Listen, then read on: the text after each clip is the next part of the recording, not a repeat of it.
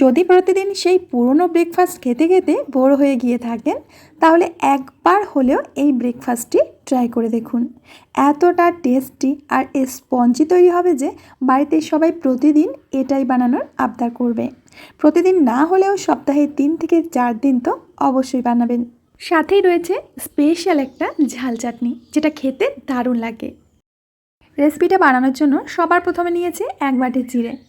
এখন চিড়েগুলোকে খুব ভালো করে ধুয়ে নিতে হবে জল পাল্টে পাল্টে, কারণ চিড়ের মধ্যে অনেক নোংরা থাকে। তো 3 থেকে 4 বার অন্তত চিড়েগুলো জল পাল্টে পাল্টে ধুয়ে নেবেন। দেখুন কতটা পরিমাণে নোংরা জল বেরিয়েছে। তো চিড়েগুলো আমি 4 বার মতো ধুয়ে নিয়েছি। তারপর একটা ছাঁকনির মধ্যে রেখে দিচ্ছি, যাতে চিড়েগুলো ভিজেও যাবে আর এক্সট্রা জলটা ঝরে যাবে। অন্য একটা বাটির মধ্যে নিয়ে নেব 1 বাটি মতো সুজি আর চিড়ের পরিমাণ সমান সমান রাখবেন। এখন এখানে দিয়ে দিচ্ছি 1 বাটি টক দই, হাফ বাটি মতো জল। এবার খুব ভালো করে দইটাকে সুজির সাথে মিশিয়ে নিতে হবে। বন্ধুরা, আমি রিকোয়েস্ট করব আজকের ব্রেকফাস্টটি আপনারা অবশ্যই বাড়িতে একবার ট্রাই করবেন। দেখবেন যে খেতে কত ভালো লাগে।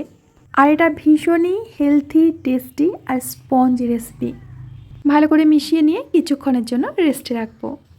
এই সময়ের মধ্যে আমরা চাটনিটা তৈরি করব।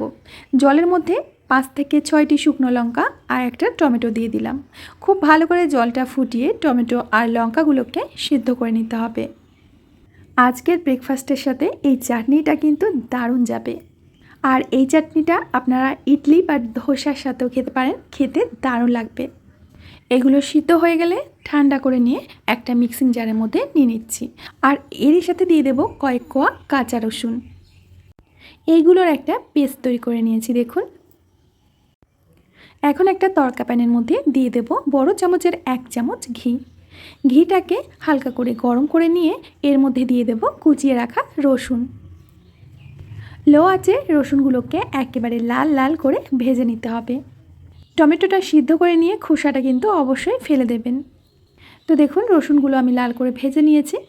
এখন বেটে রাখা লঙ্কা আর টমেটো দিয়ে দিচ্ছি।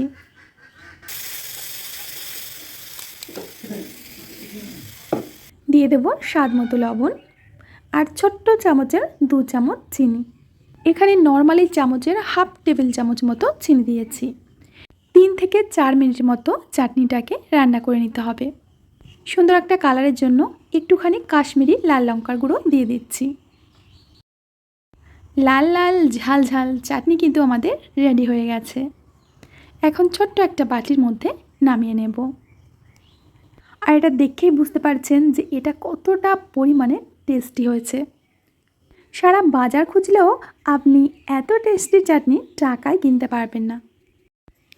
তো বন্ধুরা, এদিকে সুজিটা আমাদের কিন্তু ভিজে গেছে দেখুন। এখন একটা মিক্সিং জারের মধ্যে দিয়ে দেব। আমি অর্ধেকটা করে বেটে নেব। তো প্রথমে আমি সুজি দিয়ে দিলাম, তারপরে 2 থেকে 3 হাতা মতো চিড়ে দিয়ে দিচ্ছি। এবার 1 হাতা মতো জল দিয়ে দিলাম। এর একটা স্মুথ পেস্ট আমি তৈরি করে নিয়েছি। আর বাটার সময় যদি জলের প্রয়োজন হয় আরও একটু জল দিয়ে নেবেন। তো 2 বার করে আমি ব্যাটারটা বানিয়ে নিয়েছি। এখন এর মধ্যে দিয়ে দেব স্বাদ মতো লবণ। খুব ভালো করে মিশিয়ে নিচ্ছি। ব্যাটারটা আমার একটু ঘন মনে হচ্ছে, তাই এখানে আরও একটু জল দিয়ে দেব। জলটা দিয়ে খুব ভালো করে ব্যাটারের সাথে মিশিয়ে দিচ্ছি। দেখুন ব্যাটারের ঘনত্বটা কিন্তু ঠিক এরকমই হবে। আমাদের ব্রেকফাস্টটি যাতে স্পঞ্জি আর নরম তুলতুলে হয় তার জন্য দিয়ে দিচ্ছি 1 প্যাকেট ইনো। সামান্য একটু জল দিয়ে ব্যাটারের সাথে ভালো করে মিশিয়ে নেব। আর ইনোটা যদি না থাকে তাহলে আপনি এখানে বেকিং পাউডারও দিতে পারেন। হাফ চামচ মতো লেবুর রস আমি দিয়ে দিচ্ছি। এতে করে নাস্তাগুলো একেবারে নরম তুলতুলে হবে। খুব ভালো করে মিশিয়ে নিচ্ছি। এখন আপনারা ব্যাটারটা দেখলে নিশ্চয়ই বুঝতে পারবেন যে ঘনত্বটা ঠিক কেমন রাখতে হবে। একটা স্টিলের কড়াই বসিয়ে দিয়ে হালকা একটু তেল ব্রাশ করে দিচ্ছি। এর মধ্যে আমি 1.5 হাতা মতো ব্যাটার দিয়ে দেব।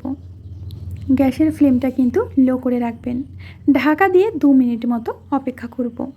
2 মিনিট পর ঢাকনাটা খুলে নিচ্ছি। উল্টে দিয়ে হালকা একটু তেল দিয়ে আবারও ঢেকে দিয়েছি। এখন ওলট পালট করে আমি টিফিনটিকে ভেজে নিচ্ছি। এটা বানানো যতটা সহজ, খেতে কিন্তু অনেক বেশি মজার। তো আমার একটা হয়ে গেছে, নামিয়ে নিচ্ছি। আর একইভাবে প্রত্যেকটা টিফিন আমি তৈরি করে নেব।